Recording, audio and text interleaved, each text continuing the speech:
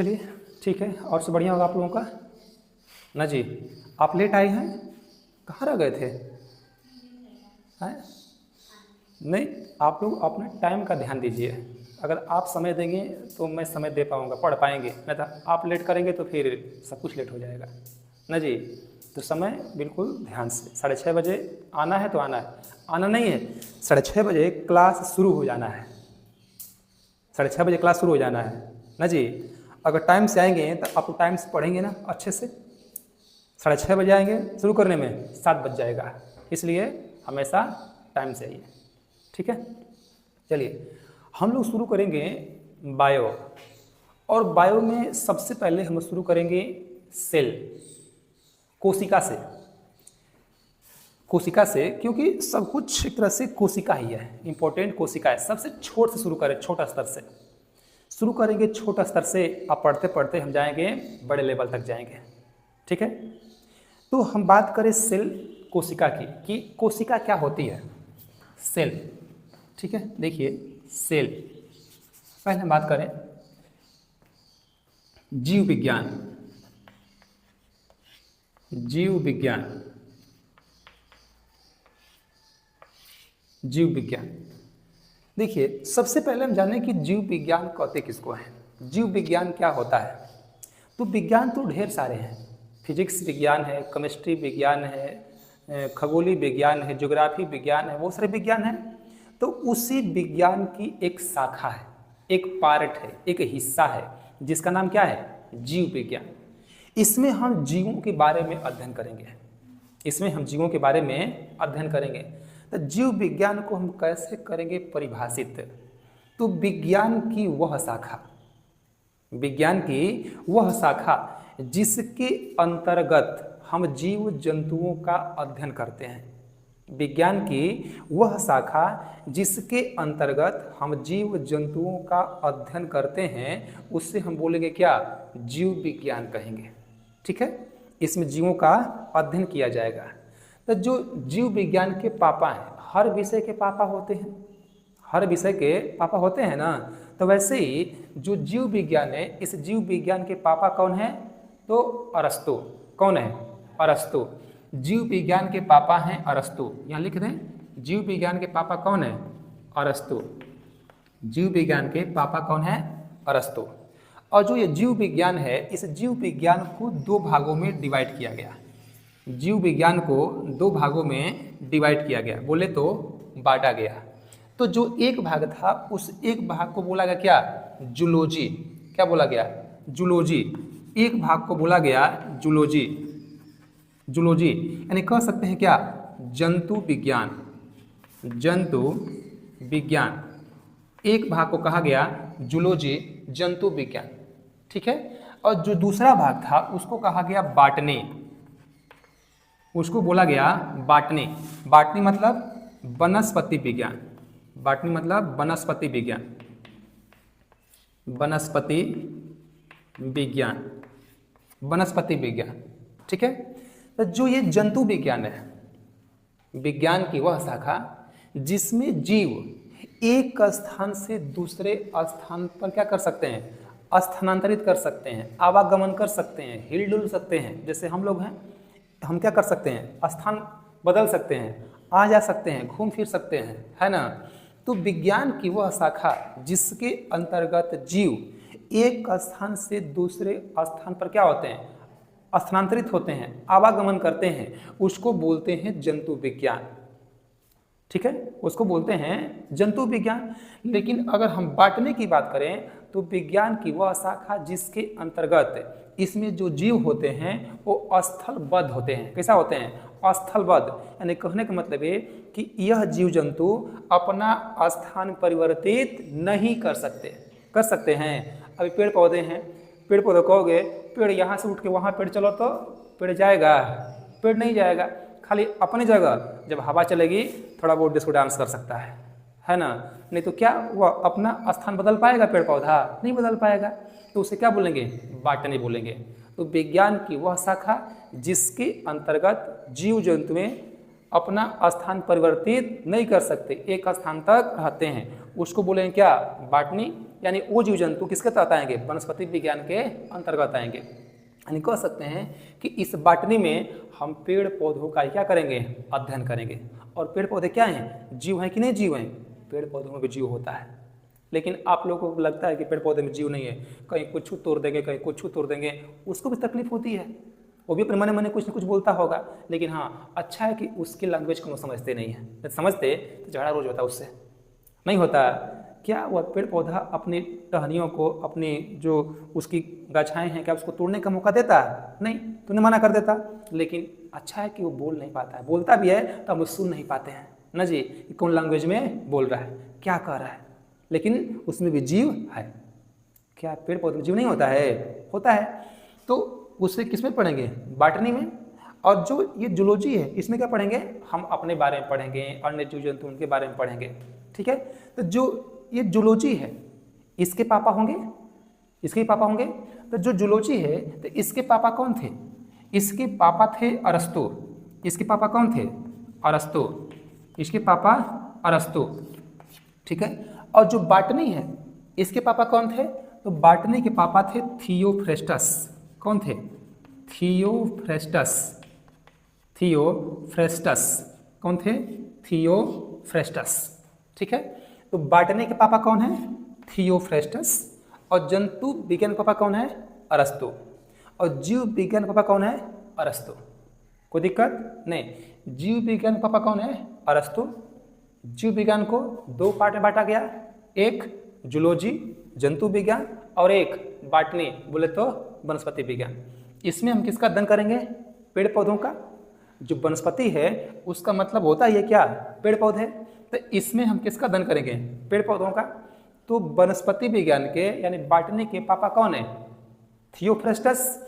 और जो जूलॉजी यानी जंतु विज्ञान है इनके पापा कौन है, तो अरस्तु है।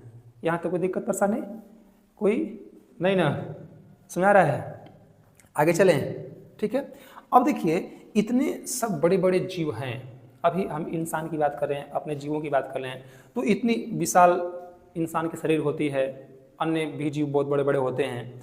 तो वो सब जीव बने कैसे होते हैं, वो सब जीव बने कैसे होते हैं, तो उन सब जीवों का निर्माण छोटी छोटी कोशिकाओं के समूह से मिलकर के होता है। कैसा होता है, छोटी छोटी कोशिकाओं के समूह से जो कोशिकाएं हैं उससे ऊतक बनते हैं, ऊतक से फिर गते क्या होंगे, शरीर का स्ट्रक्चर बनेगा, शरीर का ढांचा बनेगा। तो हम शुरू करेंगे पहले किससे, कोशिका से, सेल से, कि सेल होता क्या है, सेल क्या होता है। तो समझे उसको हम लोग, सेल को। आगे चलें, इसको मिटा दें, ठीक है, चलते हैं सेल की तरफ। सेल का, कि सेल क्या होता है, सेल, सेल में हम कह सकते हैं कोशिका, सेल कोशिका, सेल मतलब कोशिका, ठीक है, सेल मतलब कोशिका। देखिए कोशिका होता क्या है, कोशिका क्या होता है, तो आप पढ़ते हैं कि जो कोशिका है वो शरीर की सबसे छोटी इकाई होती है। जो कोशिका होती है वह शरीर की सबसे छोटी इकाई होती है। वह सबसे छोटी इकाई क्यों होती है, वह सबसे छोटी इकाई उसे हम क्यों बोलते हैं, क्या वजह है, कुछ वजह होगा ना, उसे सबसे छोटी इकाई कहने का तात्पर्य कुछ होगा ना, क्यों कहते हैं। तो जो कोशिका है उस कोशिका के अंदर भी छोटे छोटे ढेर सारे ऑर्गन्स यानी कोशिकांग होते हैं। जैसे इंसान है, इंसान के शरीर में बाहर से तो उतना कुछ नहीं दिख रहा है, भगवान ने क्या किया है, सब मिट्टी से लिप पुत के सब क्या कर दिया, सब शरीर के अंदर बंद कर दिया है ना। नती शरीर के अंदर ढेर सारे क्या हैं, अंग हैं, फेफड़ा है, किडनी है, लीवर है, वसा है, गुर्दा है, बहुत कुछ चीज़ें हैं, है ना, दिल है, बहुत कुछ चीज़ें हैं। अगर सब चीज़ दिखता तो सोचिए इंसान का नोच के भाया तुरंत है ना जी। लेकिन भगवान जानते थे कि इंसान बहुत चिरकुट आदमी है ना जी, इसलिए इसको ऐसे मत छोड़ दो। अगर छोड़ देंगे ना तो कोनो का किडनी खराब होगा, कोनो किसी से किडनी नोच लेगा, किसी का कुछ आर्गन खराब हो गया, भागेगा तुरंत है। और ख़ास तौर से महिलाओं में झगड़ा होगा ना तो झोटा नहीं पकड़ेगी, क्या पकड़ेगी, किडनी लेके निकालो, भाग, उसका फेफड़ा निकाल लो, है निकालो, हो निकालो, बात सही है। तो भगवान बहुत चालाक थे, उन्होंने क्या किया कि शरीर के पूरे स्ट्रक्चर को मिट्टी से क्या कर दिया, बढ़िया से थोप थाप के बराबर कर दिया। तो ऐसा लगता है कि यह केवल सिंगल शरीर है, लेकिन क्या अकेला है ना। इस शरीर के अंदर ढेर सारे क्या है, अंग हैं जो अलग अलग काम कर रहे हैं। शरीर के अंदर जो सभी अंग हैं, क्या कोई एक अंग हर एक काम कर सकता है? नहीं।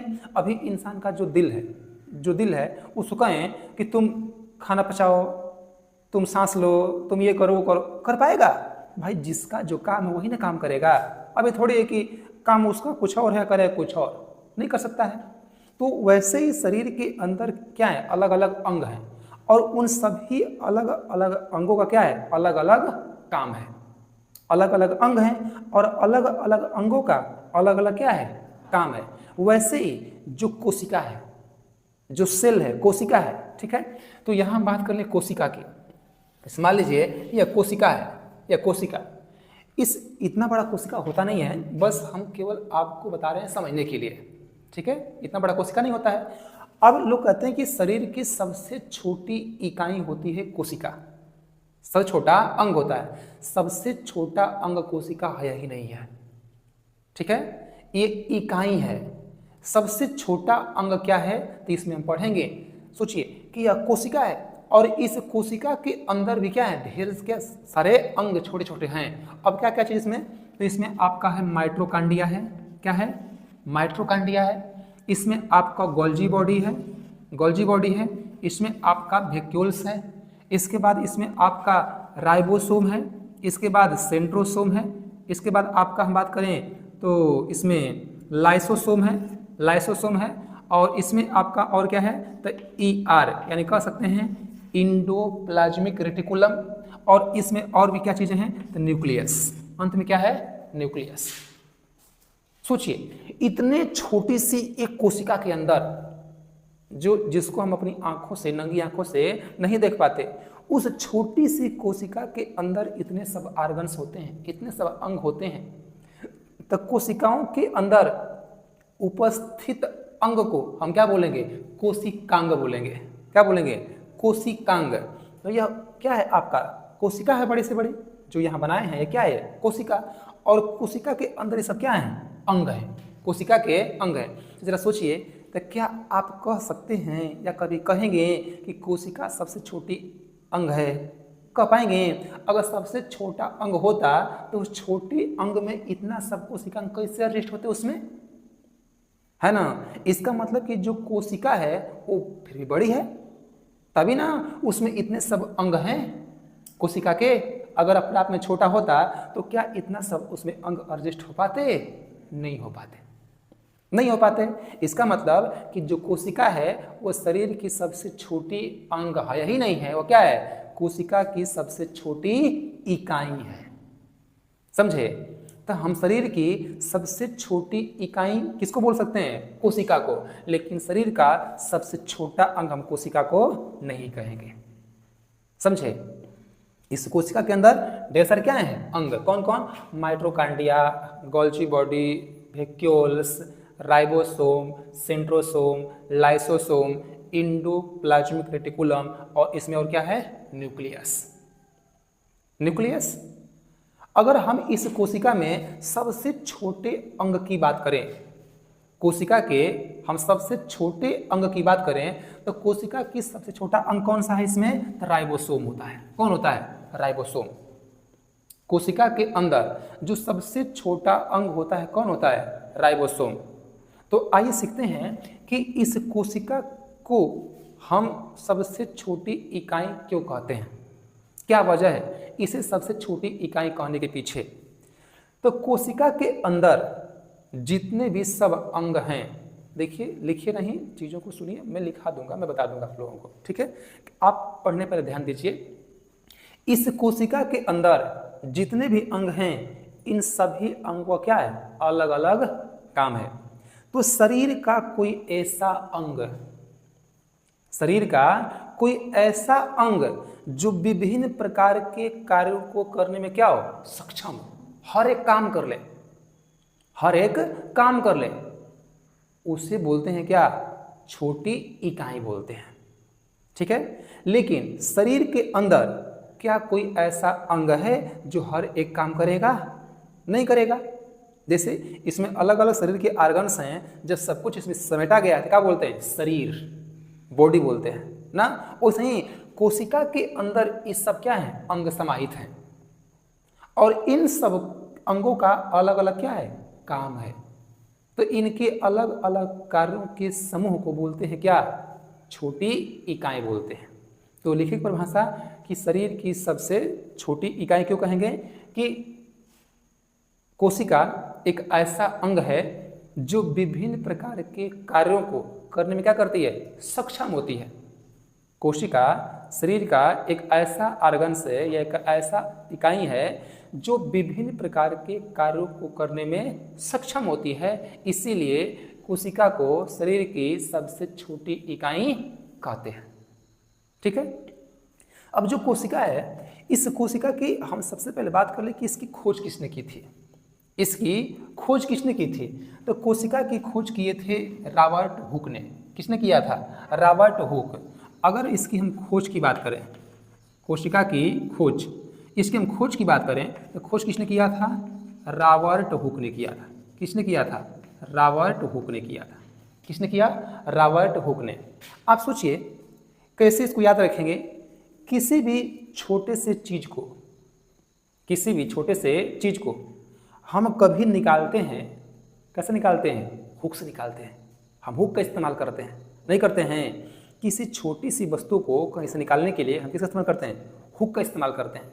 तो कोशिका क्या है? अपने आप में छोटा सा है। कैसा है कोशिका? छोटा सा है। अब उस छोटे से कोशिका को निकालना है, किससे निकालेंगे? हुक से निकालेंगे। हुक यह निकालने का एक साधन है, एक माध्यम है। जैसे मान लीजिए कि जैसे किसी के शरीर में कांटा चुभा है, कैसे निकालेंगे? अल्पिन से। क्या करेंगे? हम कुछ देंगे फसल लिया के? नहीं ना, उसे निकलेगा। दादे काट लेंगे उसे? नहीं ना। उसी कुछ ऐसे बारीक चीज़ को निकालें कि आसानी से निकल जाए। वैसे ही कोशिका शरीर के हर एक अंग में है। हाथ में भी है, पैर में भी है, मुंह में, नाक में, आँख में, जीभ में, कपार में, हर जगह क्या है? कोशिका है। तो उस एक कोशिका को, एक छोटी सी कोशिका को अगर निकालना होगा तो कैसे निकालेंगे? हुक से निकालेंगे। कैसे निकालेंगे? हुक से। तो उसी से याद कर सकते हैं कि खोज किसने किया था? रॉबर्ट हुक ने। रॉबर्ट हुक ने। कोशिका क्या है? छोटी सी है। उस निकालने के लिए हम इस्तेमाल कैसा करेंगे? हुक का। तो खोज किसने किया? रॉबर्ट हुक ने। लेकिन ये खोज तो किए थे, लेकिन पता है ये मृत कोशिका खोज किए थे।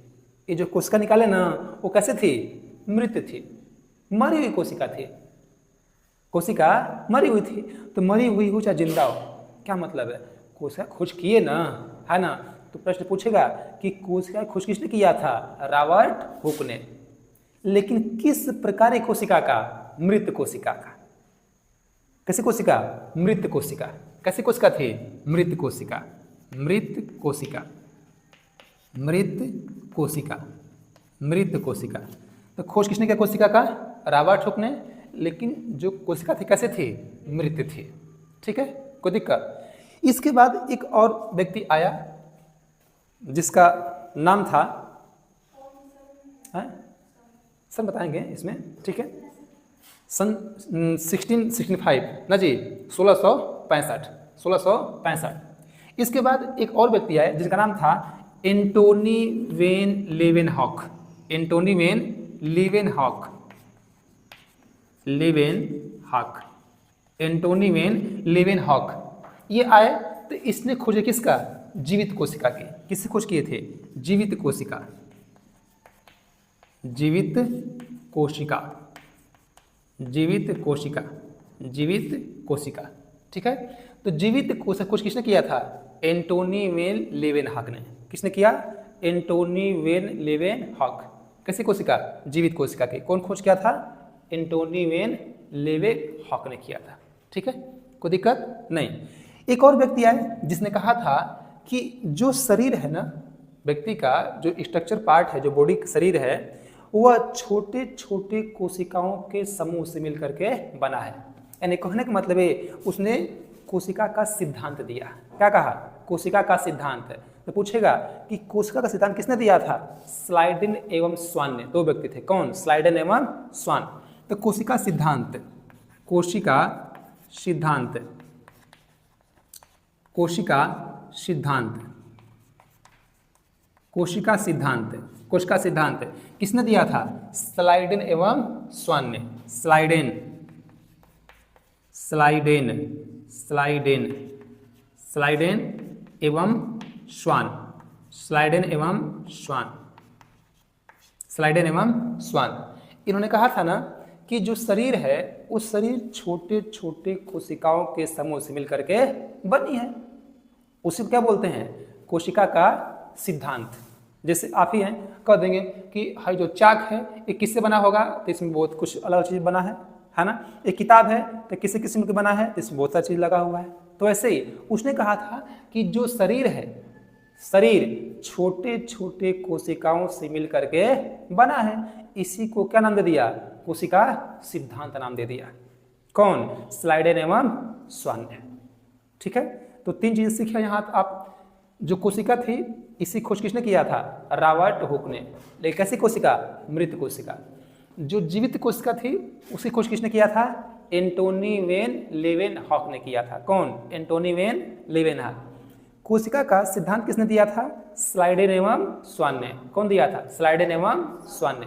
किसने कहा था कि शरीर छोटे छोटे कोशिकाओं से मिलकर के बनी है? स्लाइडेन एवं स्वान ने। कोई दिक्कत, कोई परेशानी नहीं।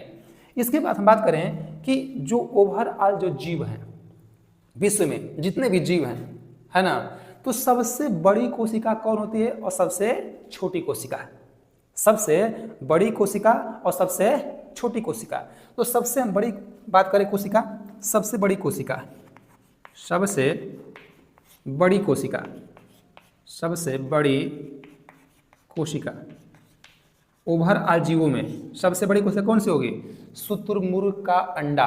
क्या होगा? शुतुरमुर्ग का अंडा। देखेंगे शुतुरमुर्ग, शुतुरमुर्ग, शुतुरमुर्ग, शुतुरमुर्ग का अंडा, शुतुरमुर्ग का अंडा। तो पूछेगा कि सबसे बड़ी कोशिका इसमें शुतुरमुर्ग के अंडा। ठीक है, अब देखें पूरा खरबूजा बराबर उससे बड़ा अंडा होता है किसका? शुतुरमुर्ग का। शुतुरमुर्ग का ना बहुत बड़ा अंडा होता है। तो सबसे बड़ी कोशिका कहाँ मिलेगा? शुतुरमुर्ग का अंडा। शुतुरमुर्ग एक जीव है, शुतुरमुर्ग एक जीव है। जैसे गौरैया हो गया, आपका अन्य जीव जंतु हो गए, बत्तख हो गई, तोता हो गए, वैसे ये बहुत बड़ा एक तरह से जीव है शुतुरमुर्ग। ठीक है, उसके अंडा क्या होते हैं? बहुत बड़े होते हैं। तो सबसे बड़ी कोशिका किस में? शुतुरमुर्ग के अंडे में। अगर सबसे छोटी बात करें, सबसे छोटी कोशिका, सबसे छोटी कोशिका, सबसे छोटी कोशिका, सबसे छोटी कोशिका, तो सबसे छोटी कोशिका कौन सी होगी? तो माइक्रोप्लाज्मा। कौन सी? माइक्रोप्लाज्मा की, माइक्रोप्लाज्मा, माइक्रोप्लाज्मा, माइक्रोप्लाज्मा। सबसे छोटी कोशिका किसमें? माइक्रोप्लाज्मा। सबसे बड़ी कोशिका किसमें? शुतुरमुर्ग का अंडा। कोई दिक्कत नहीं। ये तो ओवरऑल जीवों में है, ओवरऑल जीवों में। लेकिन अगर हम मानव की बात करें, मानव की बात करें कि मानव में सबसे बड़ी कोशिका, मानव में सबसे बड़ी कोशिका, मानव में बड़ी कोशिका, बड़ी कोशिका, मानव में बड़ी कोशिका, तो क्या होगा? तो फीमेल के ओवम में क्या होगा? Ovum, female ovum. ये फिर लिख दिए, समझिए आप लोग, फीमेल ना, फीमेल के ओवम में, फीमेल के ओवम यानी कह सकते हैं ओवरी में। जो फीमेल का ओवरी, जब आपको पढ़ाएंगे मादा निषेचन, जब पढ़ाएंगे मादा जनन तंत्र, उसमें सिखाएंगे कि ओवरी क्या होती है। ठीक है, इसी में अंडाणु बनते हैं, इसी में अंडाणु बनते हैं, और उसी अंडाणु को बोलते हैं क्या? वही अंडाणु मानव में सबसे क्या होते हैं? बड़ी कोशिका के रूप में देखे जाते हैं। ठीक है, तो मानव की सबसे बड़ी कोशिका क्या है? फीमेल का ओवम, फीमेल का ओवम। ओवम में जो बनते हैं अंडाणु, उसमें होती हैं कोशिकाएं, उसको क्या बोलेंगे? सबसे बड़ी कोशिका बोलेंगे। ठीक है, कोई दिक्कत नहीं। इसके बाद सबसे छोटी बात करें, मानव में छोटी कोशिका, मानव में छोटी कोशिका, छोटी कोशिका उसको बोलेंगे क्या? तो मेल के स्पर्म में, मेल के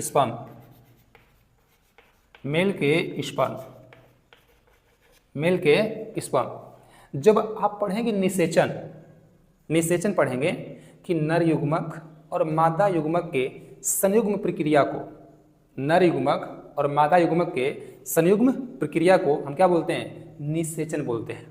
ठीक, सबसे बड़ी कोशिका कौन सी है? फीमेल का ओवम, ओवरी, और मानव में छोटी कोशिका कौन सी है? तो मेल का स्पर्म। ठीक है, कोई दिक्कत नहीं।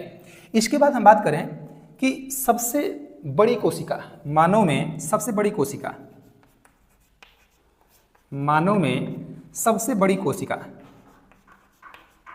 सबसे बड़ी कोशिका, सॉरी सबसे लंबी कोशिका, सबसे लंबी कोशिका कौन सी होगी? तो न्यूरॉन। क्या होगा? न्यूरॉन। तंत्रिका तंत्र कर सकते हैं, क्या बोलेंगे? न्यूरॉन। यानी कह सकते हैं तंत्रिका तंत्र, तंत्रिका तंत्र बोलेंगे। ठीक है, यानी ब्रेन कह सकते हैं। बायो में ना क्या होता है ना कि एक ही चीज़ को अलग अलग नाम से बोलेगा, एक ही चीज़ को अलग अलग नाम से बोलेगा। एक ही बार ब्रेन कह देता, नहीं ठीक रहता। अब ब्रेन को ना क्या बोला है? न्यूरॉन बोला है ना। अब न्यूरॉन ना बोल क्या बोलेगा? तंत्रिका तंत्र बोलेगा। ये क्या है? लंबी कोशिका। इसमें कोशिका कैसे होती है? लंबी होती हैं, बड़े होते हैं कोशिकाएं। ठीक है, तो मानव में सबसे बड़ी कोशिका कौन होगा? फीमेल का ओवम। और सबसे छोटी कोशिका कौन सी होती है? मेल का स्पर्म। और सबसे लंबी कोशिका कौन सी होती है? तो न्यूरॉन, यानी कहें तो तंत्रिका तंत्र। लेकिन ओवरऑल जीवों में सबसे बड़ी कोशिका शुतुरमुर्ग का अंडा, और सबसे छोटी कोशिका माइक्रोप्लाज्मा। कोई दिक्कत, कोई परेशानी, कोई समस्या नहीं? आगे चलें, यहाँ तो पल्ले पड़ रहा है, कोई दिक्कत है? नहीं ना, मिटा दें? चलिए आगे चलते हैं। ठीक है, लाइट कट गई? नहीं पता, लाइट कट गई कैसे पता? ये जल ही रहा है तो ना। ये बनाया गया है इन्वर्टर से, बहुत मेहनत लगा है इस बनाने में। यहाँ से तार खींच खाच के बहुत ले गए हैं ए ब्लॉक में। और जो लाल तार दिख रहा है ना, वो सब हम लाए हैं घुमा करके।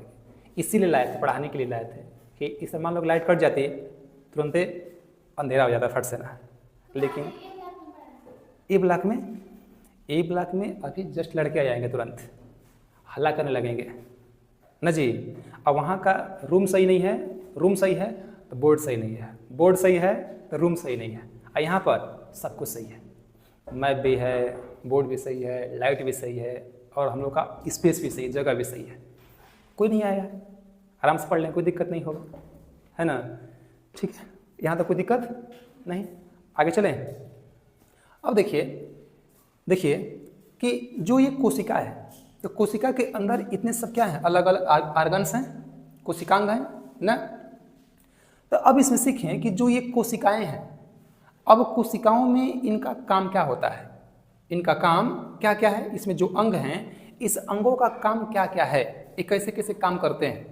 तो सबसे पहले हम बात करें किसकी? माइटोकॉन्ड्रिया की। किसकी बात करें? माइटोकॉन्ड्रिया। तो सबसे बात करें माइटोकॉन्ड्रिया की। माइटोकॉन्ड्रिया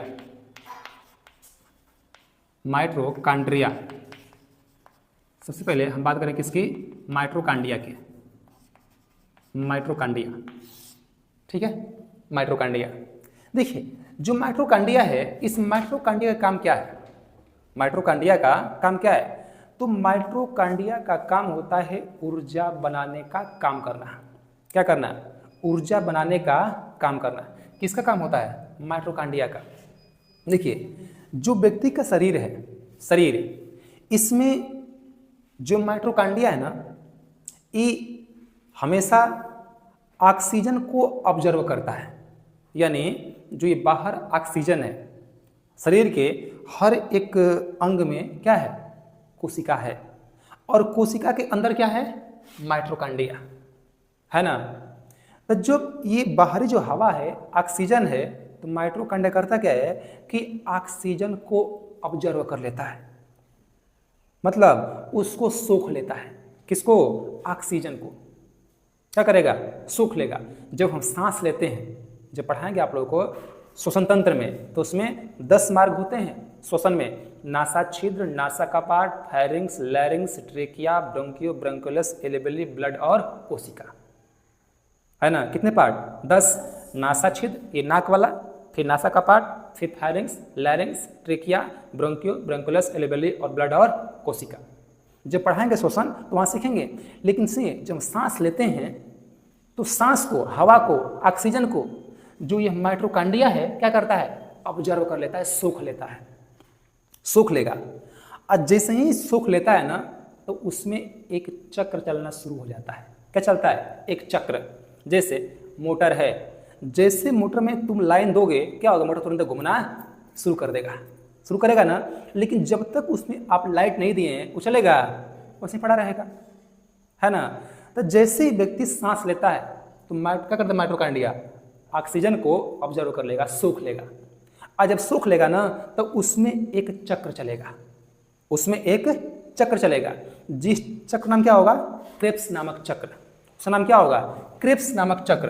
तो इसमें क्रेब्स नामक एक चक्र चलेगा, क्रेब्स नामक एक चक्र चलेगा, क्रेब्स चक्र, क्रेब्स नामक एक चक्र चलेगा। किसमें, माइटोकॉन्ड्रिया में। और जब क्रेब्स नामक चक्र चलेगा तो इसमें एटीपी का निर्माण होगा। क्या होगा, एटीपी का निर्माण होगा। एटीपी, एटीपी एट्रिसिन ट्राईफॉस्फेट, एट्रिसिन ट्राईफॉस्फेट क्या होगा, एटीपी का निर्माण होगा, एटीपी का निर्माण होगा। आज जब एटीपी का निर्माण होगा तो कितना बनेगा एटीपी, 38 एटीपी। कितना 38, कितना एटीपी, 38। और 38 मिलकर के एटीपी क्या बनाएंगे, ग्लूकोज बनाएंगे। क्या बनाएंगे, ग्लूकोज। 38 मिलकर के एटीपी क्या बनाएंगे, ग्लूकोज बनाएंगे, ठीक है। और इस ग्लूकोज से व्यक्ति को क्या मिलेगी, ऊर्जा मिलेगी। ग्लूकोज से क्या मिलेगा, ऊर्जा मिलेगा। ग्लूकोज से क्या मिलेगा व्यक्ति को, ऊर्जा मिलेगा, ठीक है, समझे। तो जो माइटोकॉन्ड्रिया है, इस माइटोकॉन्ड्रिया का काम क्या है, ऊर्जा बनाने का काम करना। ऊर्जा कैसे बनाएगा, इसमें क्या करेगा, यह ऑक्सीजन को सोख लेगा, ऑब्जर्व कर लेगा, उसमें क्या चलेगा, चक्र चलेगा। कौन चक्र, क्रेब्स नामक चक्र चलेगा। तो क्या बनेगा, एटीपी। इसका क्या होगा फुल फॉर्म, एट्रिसिन ट्राईफॉस्फेट। कितना बनेगा एटीपी, 38। अब 38 एटीपी से क्या होगा, ग्लूकोज बनेगा। और ग्लूकोज से क्या मिलेगा हम लोगों को, ऊर्जा, ऊर्जा मिलेगा। और जब इसमें ऊर्जा मिलता है ना, तो जो शरीर का तापमान है, जो शरीर है क्या होगा, गर्म होती है। जब ऊर्जा मिलेगा वो शरीर तापमान बढ़ेगा, शरीर गर्म होगा, शरीर गर्म होता है। लेकिन वही देखें, कोई व्यक्ति मर गया है, कोई व्यक्ति मर गया है, जब ऊष्मा बनता है शरीर में, ऊर्जा बनता है शरीर में, शरीर कैसा रहती है, गर्म रहती है, रहता है ना। हमेशा स्पर्श करते हैं, लगता है कि हाँ व्यक्ति शरीर क्या है, गर्म है। लेकिन जब व्यक्ति सांस नहीं लेता है, जब सांस नहीं लेगा तो क्या क्रेब्स चक्र चलेगा, नहीं चलेगा। क्या एटीपी बनेगा, नहीं बनेगा। जब एटीपी नहीं बनेगा तो क्या ग्लूकोज बनेगा, नहीं। जब ग्लूकोज नहीं बनेगा तो व्यक्ति के शरीर में ऊर्जा मिलेगा, नहीं। और जब ऊर्जा नहीं मिलेगी तो क्या शरीर का तापमान गर्म रहेगा, नहीं। कैसा हो जाएगा, ठंडा, मतलब मृत हो जाएगा। कैसा हो जाएगा, मृत। तो जो व्यक्ति मर गया होता है, जो व्यक्ति मरा हुआ होता है, उसका शरीर कैसा होगा, एकदम ठंडा हो जाएगा। कैसा हो जाएगा, एकदम ठंडा हो जाएगा। नहीं होता है, उसको स्पर्श करोगे ना तो एकदम उसकी क्या होगी, बॉडी एकदम ठंडा हो जाएगी। क्यों, क्योंकि उसमें ना चक्र चल रहा है, ना एटीपी बन रहा है, ना ग्लूकोज बन रहा है, ना ऊर्जा बन रहा है, कुछ नहीं हो रहा है। तो क्या हो गया, सांसें नहीं ले रहा है, तो काम खत्म, है ना। और जो व्यक्ति मरा हुआ होता है, अब देखते हैं उसमें वो ज़्यादा भारी हो जाता है। लोग उसे उठाते हैं, जल्दी उठता नहीं है, भारी हो जाएगा। अभी हल्का है ना, उठा घुमा दोगे, खूब बढ़िया से घुमा दोगे, कोई दिक्कत नहीं। लेकिन कोई मर गया और सोच उठा घुमा लें, नहीं घुमा पाओगे, भारी हो जाएगा। हाँ, अब वही प्रश्न की अच्छी कर दी कि मरने के बाद शरीर भारी क्यों हो जाता है? जाहिर सी बात है, मरने के बाद शरीर भारी क्यों हो जाता है? क्या वजह है?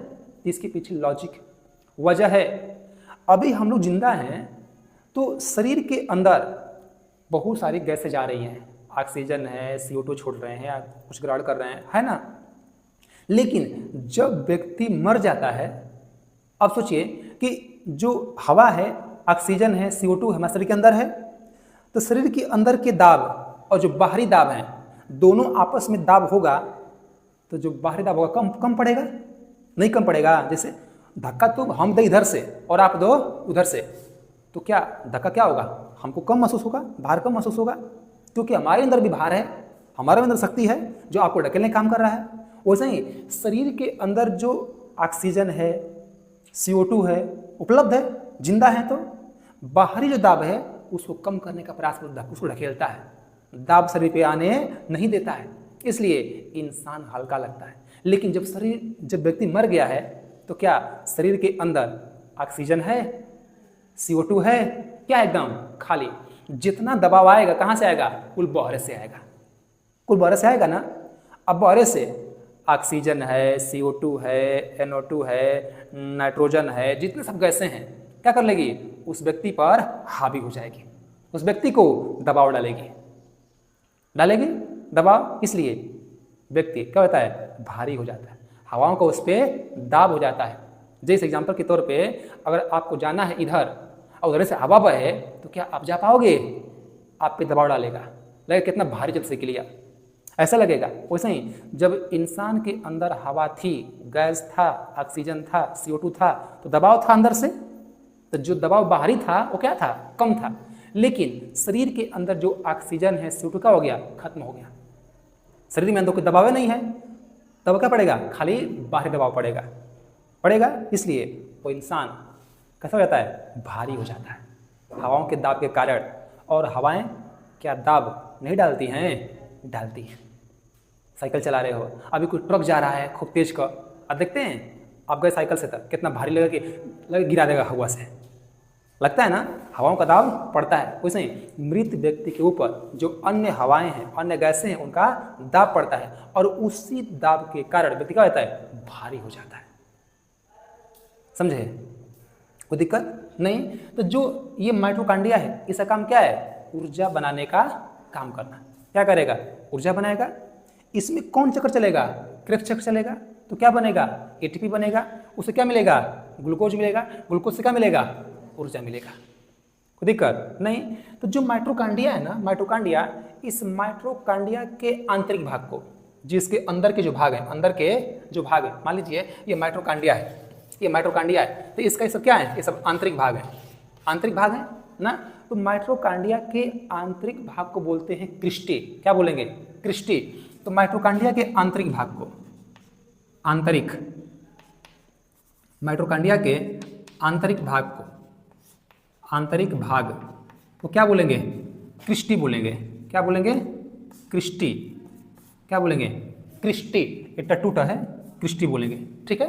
माइटोकॉन्ड्रिया को क्या बोलते हैं? माइटोकॉन्ड्रिया को पावर हाउस ग्रे बोलते हैं। क्या बोलते हैं? Power house grey. Power house grey यानी ऊर्जा का घर बोलते हैं। किसको? माइटोकॉन्ड्रिया को। कोई दिक्कत, कोई परेशानी नहीं? तो सोचिए शरीर में हर जगह क्या है? कोशिकाएं हैं, नहीं हैं? हाथ में भी है, पैर में भी है, जीवा में भी है, हर किसी में क्या है? कोशिका है। और कोशिका अंदर क्या है? माइटोकॉन्ड्रिया। तो जहाँ जहाँ माइटोकॉन्ड्रिया है तहाँ तहाँ ऊर्जा ना बननी, ऊर्जा बनेगा। जहाँ जहाँ कोशिका तहाँ तहाँ ऊर्जा बनेगा। जाहिर सी बात है, तो वह ऊर्जा बनाता है और शरीर काम करता है। लेकिन शरीर के कुछ अंगों को ऊर्जा ज़्यादा चाहिए और कुछ अंगों को कम चाहिए। जाहिर सी बात है, जैसे आप लोग हैं, आप लोग को दौड़ना है, चलना है, क्या करेंगे? पैर को शक्ति ज़्यादा चाहिए, पैर को ऊर्जा ज़्यादा चाहिए, नहीं चाहिए? जब आप खूब दौड़ लेते हैं, खूब चल लेते हैं, क्या बोलते हैं? हमारे पैर एकदम थक गई, एकदम दुखा था। क्यों? ऊर्जा खत्म हो गई, पैर की ऊर्जा नहीं बचा है। तो कहते हैं मन करता बैठ जाए, मन करता सूझ जाए, ना चले। ऐसा नहीं होता है। क्यों? भैया ऊर्जा जो थका हो गई, खत्म, माइटोकॉन्ड्रिया ऊर्जा बनाई थी, खत्म हो गया, है ना। तो जो धावक है दौड़ेगा, उसको क्या चाहिए, पैर में ऊर्जा ज़्यादा चाहिए। अभी कोई इंसान है, किसी को पीट रहा है, हाथ से खूब पीट रहा है, हाथ में ऊर्जा चाहिए, तभी ना पीटेंगे, तभी ना उसे मारेंगे। हाथ में ऊर्जा नहीं है, उठाई, उठा उठा, उठेगा नहीं, उठेगा, हाथ में नहीं उठेगा, कहेंगे एकदम सिरा गया, हाथ एकदम सिरा गया। और हम लोगों को चाहिए ऊर्जा किस में, जीवा में। किस में चाहिए, जीवा में, जीव में। अगर जीव में ऊर्जा ना रहे तो हम सुबह शाम तक बोल पाएंगे, नहीं बोल पाएंगे। बोलने के लिए चाहिए ऊर्जा। अब कौन बोल रहा है, जीव कंपन कर रही है, आवाज़ तभी निकल रही है ना। अगर जीव में ना रहे ऊर्जा तो हम बोल पाएंगे, नहीं बोल पाएंगे। सुबह से शाम तक बोल रहे हैं, एक समय ऐसा आएगा कि हम सोचेंगे बोले खूब तेज का, बोल नहीं पाएंगे। बोलेंगे आवाज़ें कम आएगा, कहेंगे माइटोकॉन्ड्रिया की ऊर्जा खत्म हो रही है ना जी। एक पल ऐसा आएगा कि हम बोलेंगे लेकिन आवाज़ें नहीं आएगी। क्यों, क्योंकि ऊर्जा खत्म हो गई है ना जी, ऊर्जा खत्म हो गई है। तो ऊर्जा कौन बनाता है, माइटोकॉन्ड्रिया। शरीर के हर अंग में क्या है, कोशिका है, और कोशिका में क्या है, माइटोकॉन्ड्रिया। उसका काम क्या है, ऊर्जा बनाने का काम करना।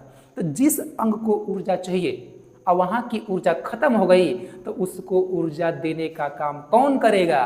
तो ऊर्जा को एक स्थान से दूसरे स्थान तक ले जाने और ले आने का काम कौन करता है, गोल्जी बॉडी। कौन करता है, गोल्जी बॉडी। तो ये फर्स्ट था कौन आपका, माइटोकॉन्ड्रिया। दूसरा क्या होगा आपका, गोल्जी बॉडी। दूसरा होगा आपका Golgi body, Golgi body, Golgi body. ठीक है, यानी कह सकते हैं ऊर्जा का परिवहन, ऊर्जा का परिवहन, ऊर्जा का परिवहन कौन करेगा, गोल्जी बॉडी। ये रहा गोल्जी बॉडी, है ना। यानी जीवा में हमारी क्या हो गई, ऊर्जा खत्म हो गई, तो इस जीवा को ऊर्जा कौन देगा, गोल्जी बॉडी। कहाँ से देगा, जहाँ शरीर में ऊर्जा पर्याप्त मात्रा में रहेगा। पेट में है, लेके आएगा कौन, गोल्जी बॉडी। ले ले जीव जीव जीव ले ऊर्जा, ले ले बोल बोल तो बोल, कोई दिक्कत नहीं। आप थक गए हैं, पैर में ऊर्जा खत्म हो गई है, गोल्जी बॉडी दौड़ जाएगा किसके पास, जहाँ ऊर्जा है, लेकर आएगा। पैर तुमको ऊर्जा चाहिए, लो ऊर्जा, ऊर्जा लो, ऊर्जा लो, चलो चलो कोई दिक्कत नहीं है, थको नहीं, थकना मना है ना जी। कौन देगा, गोल्जी बॉडी। लेकिन मान लीजिए कि गोल्जी बॉडी ये खुद थक गया, कहेगा हम खुद थक गए हैं, है कि नहीं, हमें अब कहीं जाने आने का मन नहीं करना है, हम किसी को ऊर्जा नहीं देंगे। तो क्या व्यक्ति को ऊर्जा मिल पाएगा, नहीं मिल पाएगा, नहीं मिल पाएगा। तो शरीर के अंदर ऊर्जा का एक स्थान से दूसरे स्थान तक ले जाने और ले आने का काम कौन करता है, गोल्जी बॉडी करता है। कौन करता है, गोल्जी बॉडी। तो प्रश्न पूछेगा कि ऊर्जा का स्थानांतरण कौन करता है, गोल्जी बॉडी। ऊर्जा को एक स्थान से दूसरे स्थान तक परिवर्तन, ले जाने ले कम अरे कौन करता है परिवर्तन, ले जाने लाने का, गोल्जी बॉडी। कौन करेगा, गोल्जी बॉडी करेगा। माइटोकॉन्ड्रिया का काम क्या है, ऊर्जा बनाने का काम करना। कोई दिक्कत, कोई परेशानी नहीं ना, पल्ले पड़ रहा है यहाँ तक, कोई दिक्कत परेशानी है नहीं। इसमें हम लोगों को सब चीज़ पढ़ना है, वैक्यूल्स पढ़ना है, राइबोसोम, सेंट्रोसोम, लाइसोसोम, इंडोप्लाज्मिक और न्यूक्लियस, सब पढ़ेंगे। ठीक है, लेकिन आज के लिए इतना ही, आज के लिए इतना ही। अगला सेशन कल होगा ना जी। कल पढ़ेंगे हम लोग कि वैक्यूल्स, राइबोसोम, सेंट्रोसोम, ये सब क्या चीज़ है, इनका काम क्या है, ये कैसे कैसे काम करते हैं। ठीक है, उनके बारे में हम लोग सीखेंगे। तो आज के लिए इतना ही, ठीक है, कोई दिक्कत परेशानी नहीं। तो मिलते हैं कल, ठीक।